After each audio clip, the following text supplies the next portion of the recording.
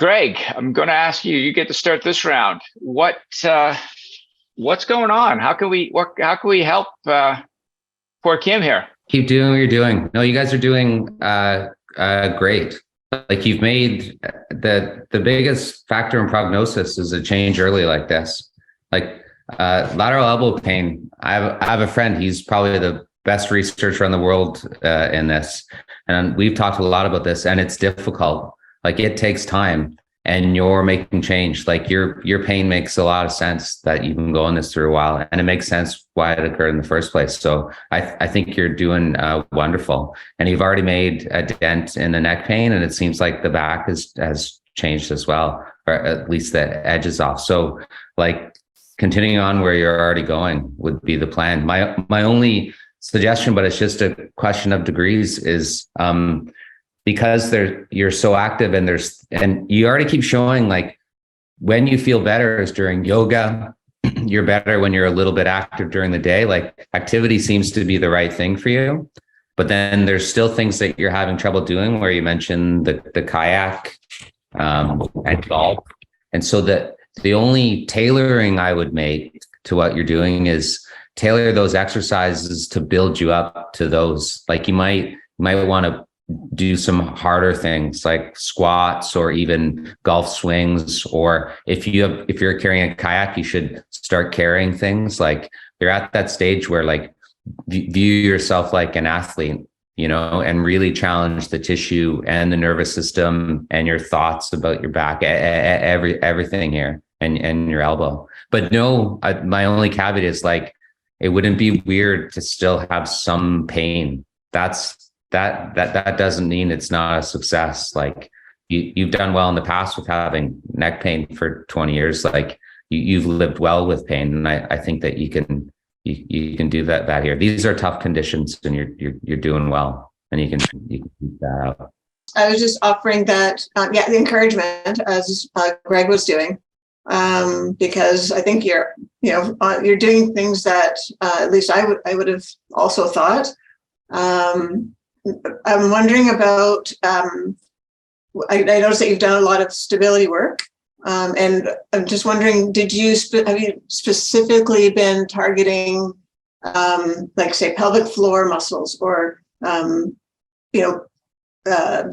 deep transversus abdominis, specifically when you're activating to do those stabilizing exercises? I'm just thinking of just different ways to support those chains that I was talking about with the posterior chain and the gluteal strength. And because I'd be curious as to, sometimes when we have persistent tight muscles that you release with a trigger, what did you say, a lacrosse ball, or certain stretches help, and you repeat the stretches and it helps, but then we keep revisiting the issue over and over again. If there's an underlying reason why those muscles are trying to compensate for your stability. And if we can get to that, like by considering other core stabilizers, that might almost give the permission for those muscles to then finally let go when you do stretch them, or you do release them with the trigger point techniques. So that's one other. Same thing with the scapula. Why is that elevator scapula continuously tight? Maybe, but I think you've addressed that when you're talking about you have more specifically gone to activate the all the different fibers of traps. So just along those lines, I'll be looking at.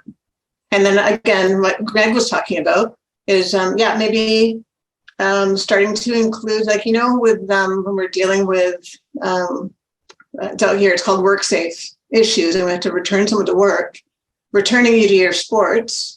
And what we do is we build up work simulation activities. So, you've got your pickleball simulation activities, and we can gradually build those up. Maybe it's your stroke. Maybe it's I don't play pickleball. So, but breaking down the task and building it back up. Same thing with golf. Same thing with carrying a kayak.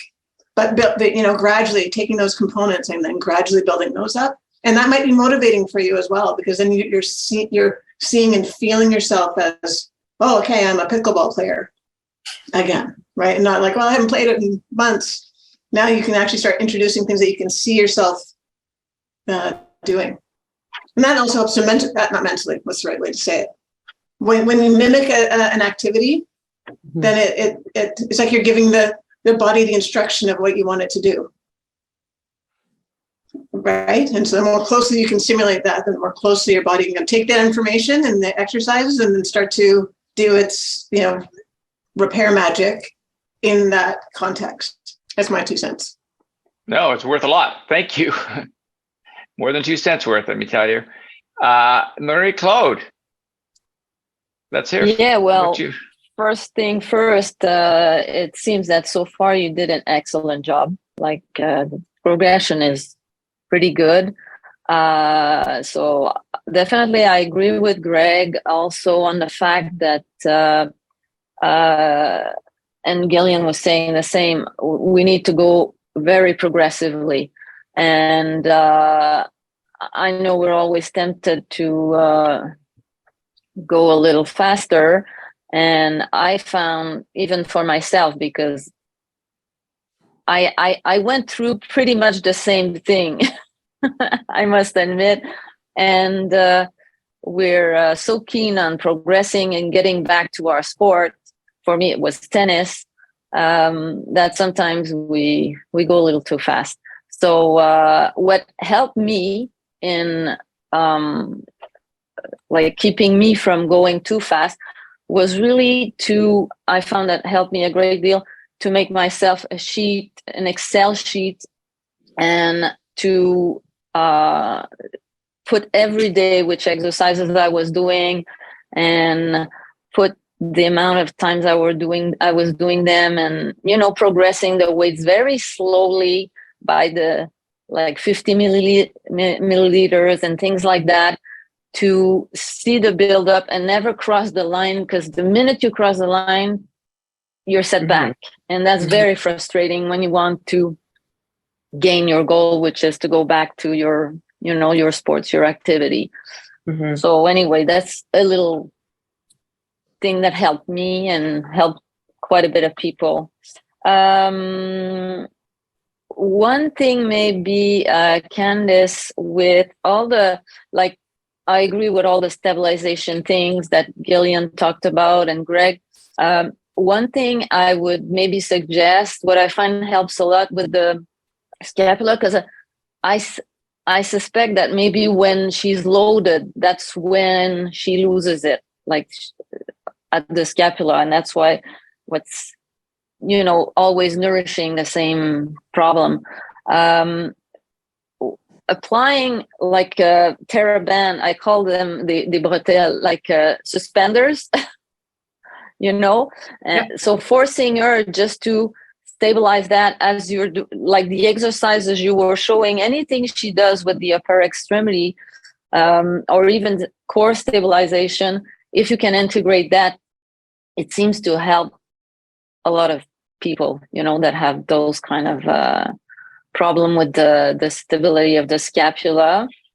And again, maybe introducing, I don't know if you've done it, as I said, checking around the mobility of the radial nerve with mobbing the radial head.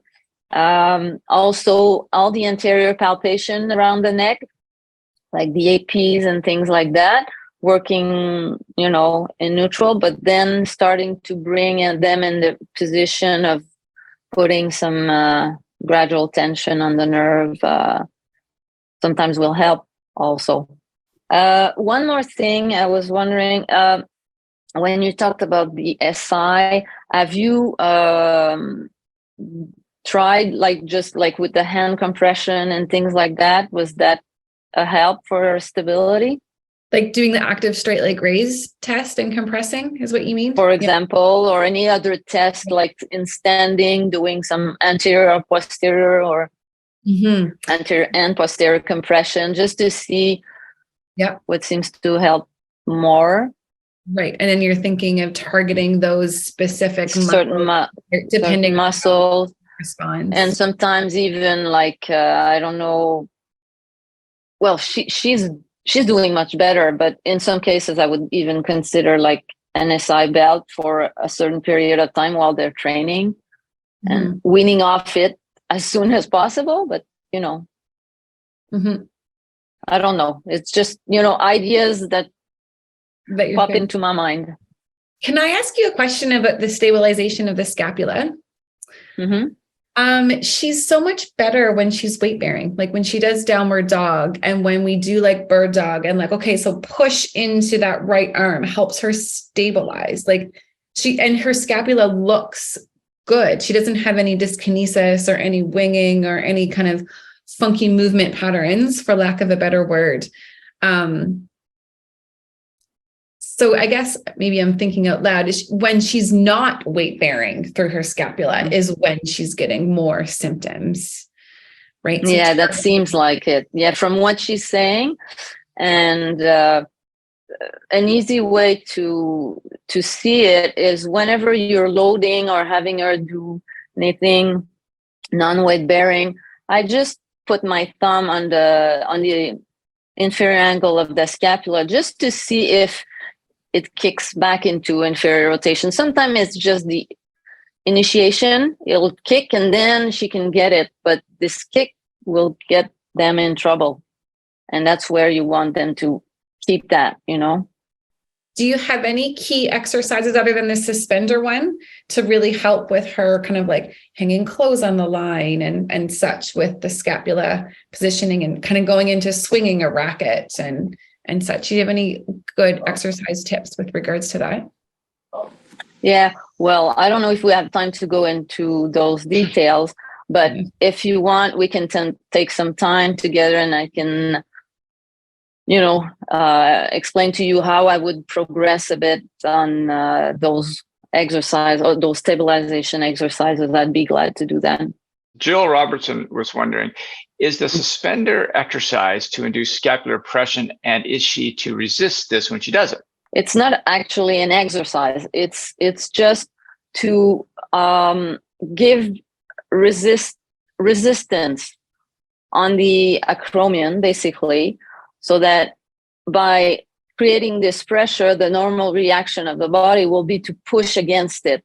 So she will tend to maintain that, you know, upward rotation. It's just to maintain a better position, to stimulate that upper trap and that serratus and inferior traps. But you don't do the movement. It's just like creating the pressure to stabilize it. It's like isometric. Is that what you mean? Like it's like isometric. Kind of thing. I'm not actually moving, but I'm okay. Like without pushing. moving. That's it. Because it'll move as you move. The scapula will do the movement that it needs to do, but it will favor the stability of it. Okay. Is it The like, usage of the proper rhythmic, you know? Is it like providing some more proprioceptive feedback? Is that why it works like that? Definitely. Yeah. And I wonder if that's a similar thing when Kim, when you seem to perform better in weight bearing and yoga. I wonder if that's, because again, it's just some more proprioceptive feedback happening to that chain versus when you're, you know, kind of free floating, reaching and whatnot. I wonder if that's something in line there, like Mary Claude's talking about. I think it might be like Jill said, it's almost like putting a TheraBand around your femurs and you're trying to induce. It's the TheraBand's pulling it into adduction and you're just pulling out to neutral. Okay, this is what Jill is talking about. Or setting the scapula up in an environment that it wants to elevate or resist depression, but it's not truly elevating as much. That's what it sounds like. Am I wrong? Am I right on that, Marie-Claude? No, that's it. It's just that we're not there. So, you know, as you're putting your fingers there, just so they get the feel of it. So it's, you know, the biofeedback from it that will help you. Yes. So Candace and Kim, I think there's a couple of things that, some ideas that moving forward, I think the outlook looks extremely positive, and Greg's, I think Greg, everybody feels the same way from Greg's interpretation that everybody's doing some good things here. Same with Marie Claude's, some of her advice, and Jillian, your input here. We were hoping that it was going to be a more yoga case where we were going to have to get right into that, but she actually has, she does well when she does the yoga thing. So we're hoping that we're going to tap into your vast knowledge as an instructor as well, but she does quite well. So Candace, I'd like to thank you very, very much, and all the panelists.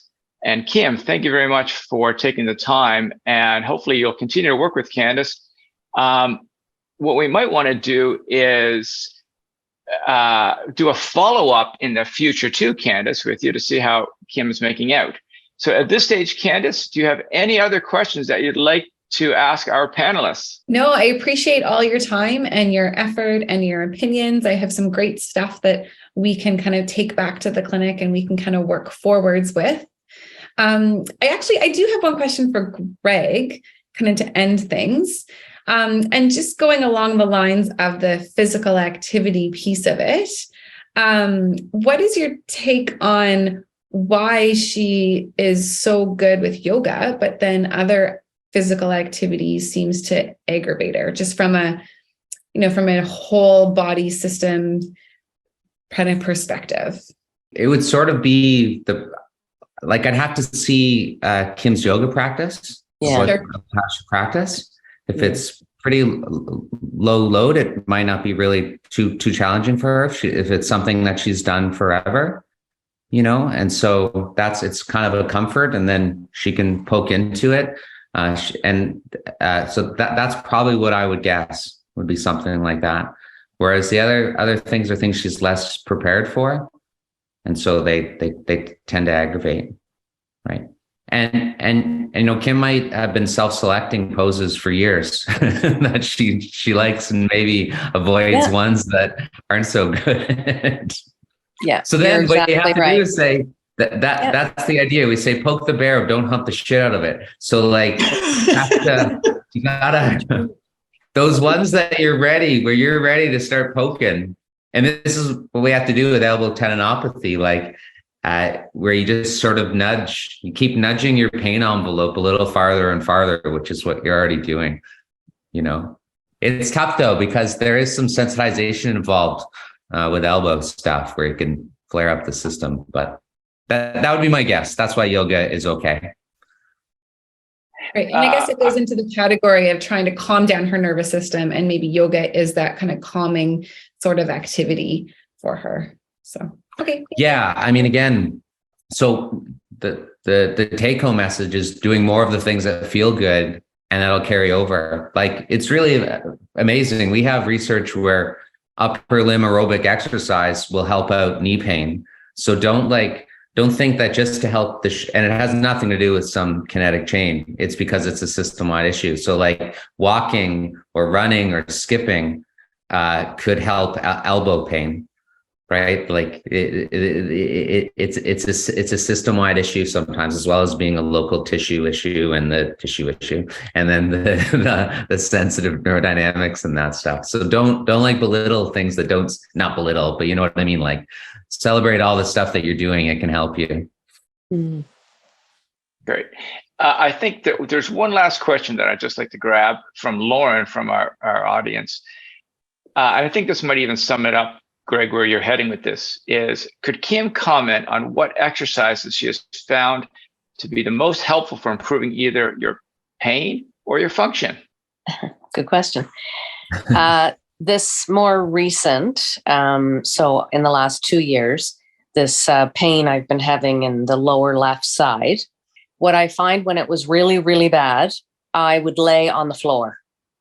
So if I laid on the floor with my sacrum flat, and I always say this to Candace, it felt like there was a big bone sticking out on the left-hand side, but I just didn't know what the big bone was, but I was very inflamed and swollen on the left side. So if I laid flat with my sacrum flat, with my legs up the wall, or even if I'm doing, just a pose on my mat with the block under my sacrum, anything where my sacrum is flat, and it would kind of level out that what, again, it was Candace and Jill that ended up pointing out to me what the bone was. So when I can get that flat and back into place, and then I stand up, I would get my best relief. I've also spent the last 2 years with this back thing when I get on my inversion board. So I have an inversion board downstairs, and I had to get on it like at least once or twice a day. I'm not getting on it as much now. I don't need to. But as Candace mentioned in her explanation of all the things I had to do for probably all summer, I'm going to say 5 months, all the things I had to do just to get on with my day, the inversion board, laying sideways on my foam roller with my foam roller in my waist. So just stretching out my QLs, especially on that left side. That was the best thing for my back. For my upper trap, it's usually heat, and I have all kinds of great lotions and potions and stuff that I rub on here. So warmth is really good for my upper trap. And then for my elbow, when my elbow is like really bad, especially if I'm out walking, I do I don't know what you call it, Candace, but my thing where I put my hand out and then I bring it back. Like the waiter's radial nerve tensioner. Yeah. That would stretch like that really sharp pain on the outside of my elbow there. It would kind of stretch it and ease the pain in my elbow. So that felt really, really good. I don't know. I put a lot of creams and stuff on my elbow. Nothing helps my elbow. All the stuff I can put on my back and my upper trap, it works. Nothing works on my elbow. So yeah, that's it. And Greg, you were bang on. I only started yoga 14 years ago after I taught aerobics for 25 years. So I was a aerobics, high impact, crazy instructor for a long time. And I just started having so much trouble with my back. I thought I would change my path. So I started doing yoga, but there's a lot of stuff in yoga I can't do. I'm not a very flexible person. So there's a lot of stuff I can't do. I do things slow, controlled, more grounded. I don't have a big back bend practice. I'm very easy on my back bends. Yeah. So there's things that I've tried to do over the years in yoga, and it just throws my back right out. I know I can't. There's a lot of stuff I can't do.